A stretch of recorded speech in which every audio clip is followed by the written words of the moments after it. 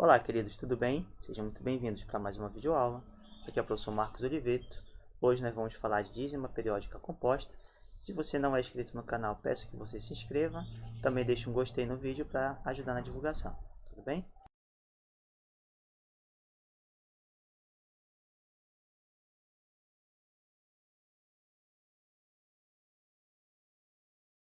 Sobre a dízima periódica composta. Tá? Então nós estamos pegando uma dízima periódica composta. Como é que você caracteriza uma dízima periódica como composta? Você vai ter sempre um numeral antes da vírgula, tá bom? E você vai ter também um numeral, você vai ter numerais que antecedem um determinado período, ou seja, um número que se repete infinito, tá? Quando nós falamos de fração decimal, você só tinha números que se repetiam infinitamente. Uma dízima periódica composta, você não vai ter um número que se repete infinitamente, você vai ter números antes deles, tá bom? Então é chamada de dízima periódica composta, pois possui o anteperíodo, um número que vem antes do período, que se repete infinitamente, e esse número que se repete infinitamente nós chamamos de período, tá?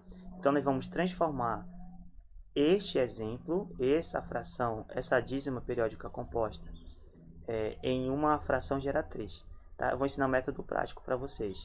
Então prestem muita atenção que os problemas vão acabar hoje. Tá? Forma prática. Então pegando o mesmo numeral, eu tenho 2,133. Primeira coisa eu vou identificar, quem é meu anteperíodo? É o 1, que vem antes do número que se repete infinitamente. Quem é meu período? É o 3, o número que se repete infinitamente. Dito isso, uma coisa que vai ficar bem clara para vocês, tá? Quando nós falamos de fração decimal, eu disse para vocês que sempre um 1 ia existir embaixo e aí a vírgula ia andando para a direita. Quantas casas a vírgula andava para a direita, você acrescentava o zero no denominador. Agora, para a dízima periódica composta, o 9 é obrigatório estar embaixo, tá? A definição e também a demonstração para vocês fica para uma próxima videoaula, mas apenas absorva isso. Eu sempre vou ter uma dízima periódica composta, eu sempre vou começar com 9 no denominador, tá? E aí eu olho, eu tenho uma casa apenas para a direita, onde o meu anteperíodo se encontra, uma casa. Dessa maneira, eu vou acrescentar um zero no denominador. Se eu tivesse dois números, tá?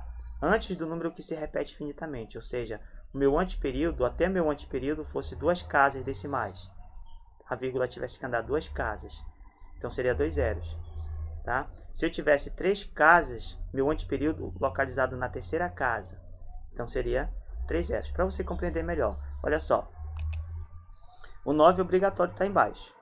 Como a vírgula vai andar uma casa para a direita, ou seja, até o meu anteperíodo, eu acrescento um zero no denominador.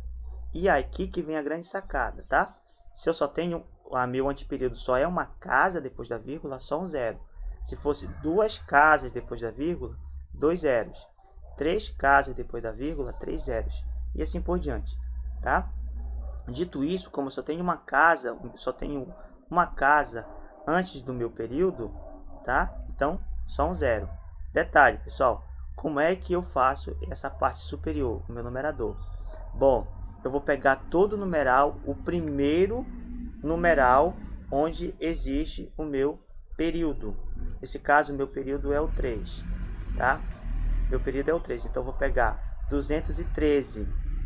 Eu pego 213 e eu vou subtrair até o meu anteperíodo. Meu anteperíodo é 1, então o numeral inteiro até o meu anteperíodo, nesse caso 21. Fechado? De novo, você pega o numeral inteiro até o número que se repete, 213.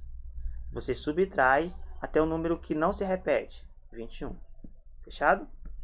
Feito isso, você tem 192 por 90. Simplificando essa fração, vai dar 32 por 15. E se você dividir na calculadora, você vai ter exatamente a dízima periódica inicial. Olha um outro exemplo. Eu tenho 1,366. Quem é meu anteperíodo? 3. Meu período? O 6. Então, eu só vou ter uma casa depois da vírgula, que é exatamente aqui entre o 3 e o 6. Então, já sei que é apenas um zero no denominador. Já tenho 9 lá. Obrigatório, ó. O 9 é obrigatório, tá bom? Como se eu ando uma casa para a direita, até o número que começa a se repetir, Então eu acrescento só um zero. E aí eu pego, a parte do meu denominador já está igual, já está bacana. Agora eu vou lá para o meu numerador. Eu vou pegar todo o numeral até o primeiro número que se repete. Nesse caso, o 136. Então eu pego 136 e vou subtrair o numeral até o antes do número que se repete. Nesse caso, o 13. Tá bom? Quando eu fizer essa subtração, eu vou ter, tá? 123 por 90, simplificando, encontro 41 por 30, e se você dividir na calculadora, você vai ter exatamente isso aqui, tá bom? Olha o próximo exemplo. Detalhe, sempre vou ter 9 no denominador. Então, olha para cá, bora trabalhar primeiro o nosso denominador. Quantas casas eu tenho depois da vírgula para que comece a se repetir o número? Então, eu tenho uma casa, duas casas, ou seja, entre o 8 e o 4. Então, eu já sei que vai ser 2 zeros no denominador. Fechado? Bem tranquilo. Como é que eu transformo o meu numerador? Eu pego o numeral inteiro até o primeiro número que se repete.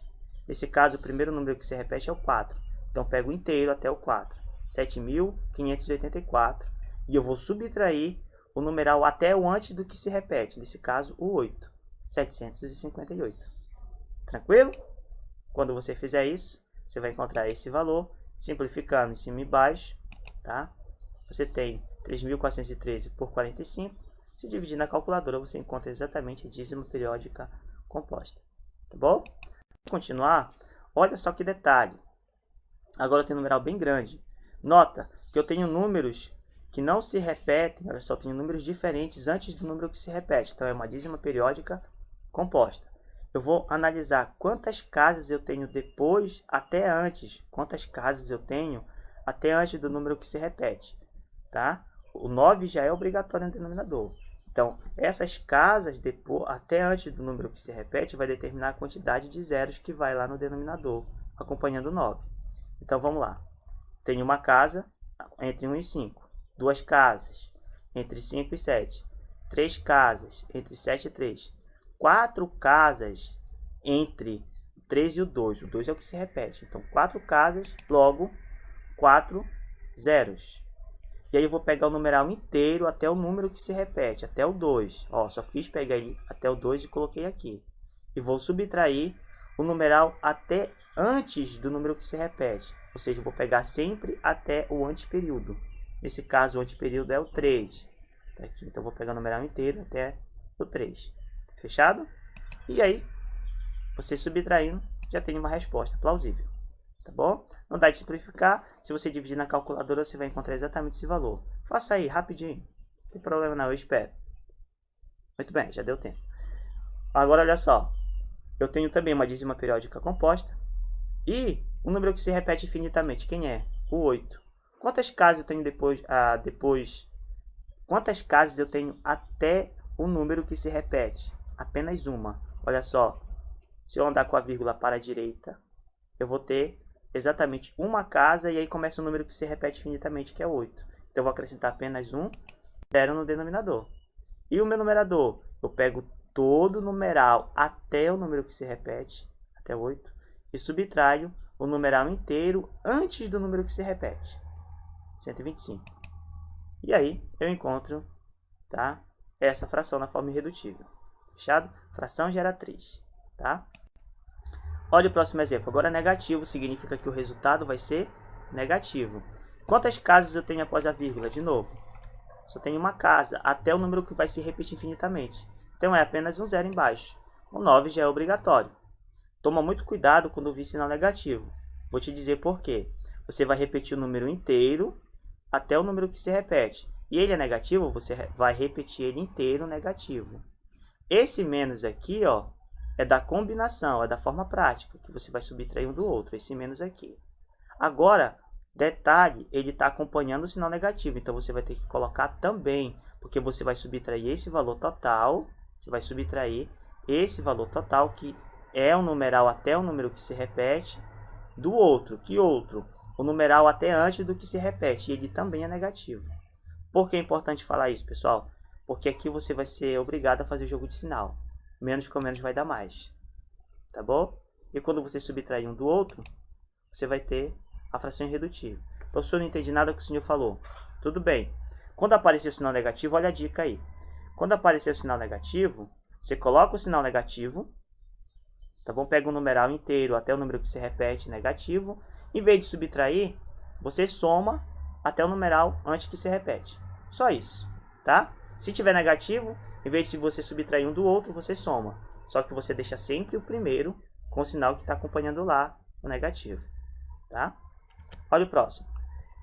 Eu tenho aqui, ó, 2 casas até o número que começa a se repetir. Então, no meu denominador, 2 zeros, tá? 2 zeros.